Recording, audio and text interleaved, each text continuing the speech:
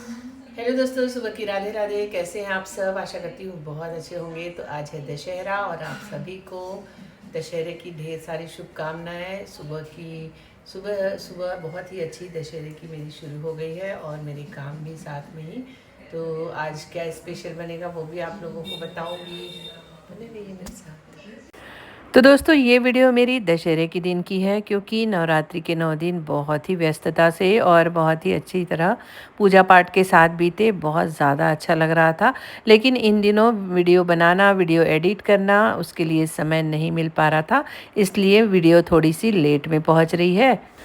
नवरात्रि के 9 दिनों में हमारे घर पर किस तरह की पूजा पाठ होती है और किस तरह की परंपराएं हैं, वो सारी चीज़ें मैंने आप लोगों के साथ शेयर की है। और आज है दशहरा।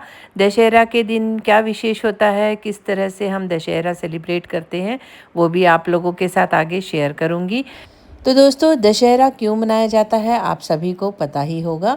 रावण का वध करके राम जी ने असत्य पर सत्य की जीत हासिल की थी। उसी के उपलक्ष्य में दशहरा के दिन को सेलिब्रेट किया जाता है, रावण दहन किया जाता है और राम जी का धन्यवाद किया जाता है कि उन्होंने इस दुनिया से बुराई का अंत किया। तो आज के शुभ दिन पर मीठा बनाना तो ज़रूरी है। तो मैं बना रही हूँ सूजी का हलवा, जो कि भगवान जी को भोग में लगाया जाएगा। दाल, चावल, सब्जी, रोटी, इस तरह बहुत ही सिंपल तरीके का खाना बनाया। भगवान जी को पूरे खाने का भोग लगाया और पूरे परिवार ने मिलकर एक साथ बैठकर खाना खाया। और शाम को कुछ पारंपरिक चीज़ें होती हैं दशहरे के दिन, वो सारी चीज़ें आप लोगों को आगे दिखाऊंगी। हमारे घर पर हर तीज त्योहार पर कुछ न कुछ पारंपरिक चीज़ें जुड़ी हुई हैं, जिन चीज़ों को मानना मुझे बहुत ज़्यादा अच्छा लगता है, क्योंकि इन सब पारंपरिक चीज़ों से कहीं ना कहीं हमारी बचपन की यादें जुड़ी होती हैं। और बचपन को याद करना किसे अच्छा नहीं लगता।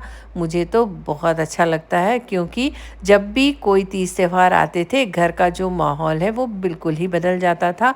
बिल्कुल खुशनुमा माहौल रहना, आपस में बहुत ही प्रेम पूर्वक सबके साथ रहना, वो सारी चीज़ें याद आ जाती हैं। और मैं भी अपने परिवार में कुछ इसी तरह का माहौल चाहती हूँ और आने वाली पीढ़ी में यानी कि बच्चों को वो सारी परंपरागत चीज़ें सिखाना चाहती हूँ, जो चीज़ें उन्हें अपने कल्चर से जोड़ के रखें, क्योंकि ये छोटे छोटे कल्चर ही हैं जो बच्चों में हमारी यादें बनकर रहेंगी। तो हमारे घर के जो भी कल्चर हैं वो सारी चीज़ें मुझे बहुत ज़्यादा पसंद है। दशहरा मनाने के लिए रेडी हो गई हूँ। अब जलने वाला है रावण और उसके बाद क्या क्या होंगे वो भी आप लोगों को बताऊंगी। तो कैसे लग रहे हैं, इधर में पतिदेव ये भी रेडी हो गए हैं और मैं भी। तो बस शाम के करीबन 6 बज रहे हैं और हम सारी फैमिली अच्छी तरह से रेडी हो गई है दशहरा मनाने के लिए। जैसा कि आप सभी को पता है कि आज के दिन शहर में कहीं ना कहीं रावण दहन ज़रूर होता है। उसी तरह हमारे शहर में भी सार्वजनिक रावण दहन किया जाता है, एक बहुत बड़े रूप में। लेकिन आज सुबह से ही बारिश का मौसम है, काफ़ी बारिश भी हो रही है। लेकिन ये जो रावण दहन आप देख रहे हैं, ये मेरे बेटे ने बनाया है। वो जब 5 साल का था तभी से वह रावण बनाकर उसका दहन करते आया है। उसे ये सारी चीज़ें करना अच्छा लगता है और हमने भी कभी नहीं रोका। बस उसका अर्थ ज़रूर बताया है कि रावण में एक बुराई थी, लेकिन अच्छे गुण भी बहुत सारे थे। तो उनका दहन करना कोई मामूली बात नहीं है। रावण का दहन करने के लिए सबसे पहले आपको राम जी के जो सद्गुण है उसे अपनाना पड़ेगा, उनके जैसा बनने की कोशिश करनी पड़ेगी, तभी आप रावण दहन कर सकते हैं। ये कोई खेल मजाक की चीज़ें नहीं होती हैं। तो आपको देश की किसी भी बुराई चीज़ों को अगर हटाना है तो पहले आपको अपने गुण को देखना पड़ेगा, अपने आप को उतना सक्षम बनाना पड़ेगा कि आप अपने सामने हो रही बुरी चीज़ों को ख़त्म कर सकें। तो यही सारी चीज़ें हम अपने बच्चे को भी समझाते हैं। तो घर के सामने ही एक छोटे से रावण का दहन किया गया।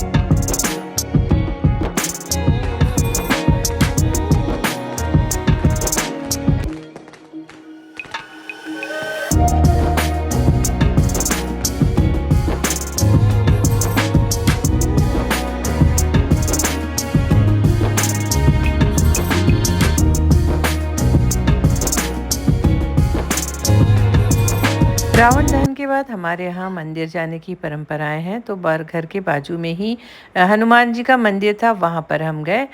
वहाँ से घर लौटने के बाद जो भी घर के पुरुष है उनका टीका किया जाता है और उन्होंने विजय हासिल की है इसको मानकर उन्हें टीका लगाकर उनकी आरती उतारी जाती है। इस तरह की कुछ परंपराएं कई सालों से हमारे यहाँ चली आ रही हैं। तो बस मैंने भी बेटे को तिलक लगाया, पतिदेव को तिलक लगाया और उनकी आरती उतारी।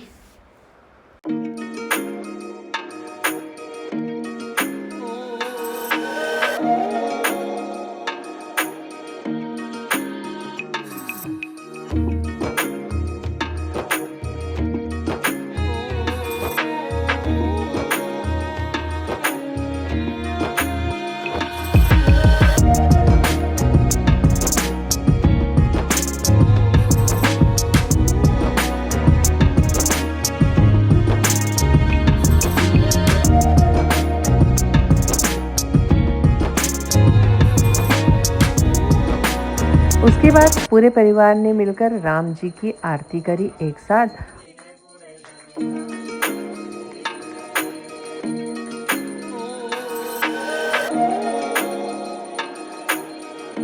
उसके बाद हमारे घर पर सोनपत्ती एक दूसरे को देने की प्रथा है, तो पतिदेव मुझे दे रहे हैं और मैंने पैर छूकर उनका आशीर्वाद लिया। इस तरह घर के सभी सदस्य एक दूसरे को सोनपत्ती देते हैं और बड़ों का आशीर्वाद लेते हैं।